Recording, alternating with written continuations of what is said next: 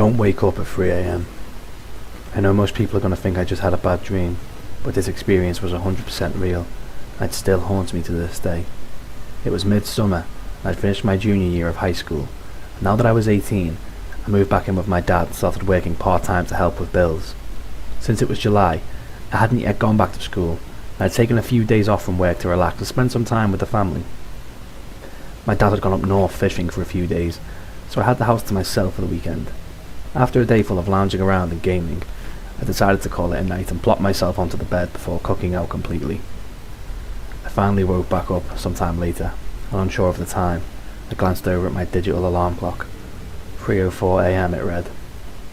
My room was dark and quiet, with the only source of light being the alarm clock. Not sure as to why I had awoken such an odd hour, I sat up in bed and rubbed the sleep out of my eyes, wanting to get a better view of my surroundings.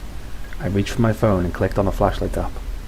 Once the room was partially illuminated, I saw something that sent a chill down my spine. My bedroom door was open. I always close my door when I go to bed, so now I wasn't the one who left it open, and my dad wasn't home at the time either, though not too sure of how it happened.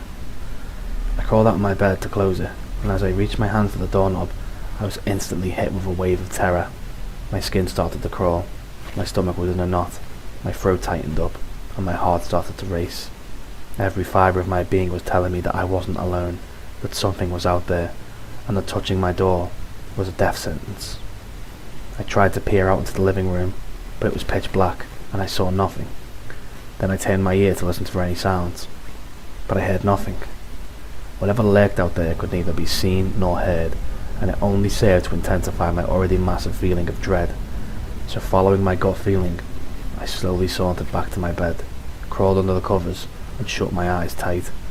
I laid there for what felt like an eternity, afraid of whatever that thing was, wondering if it was going to come for me, if it was waiting for me to come out.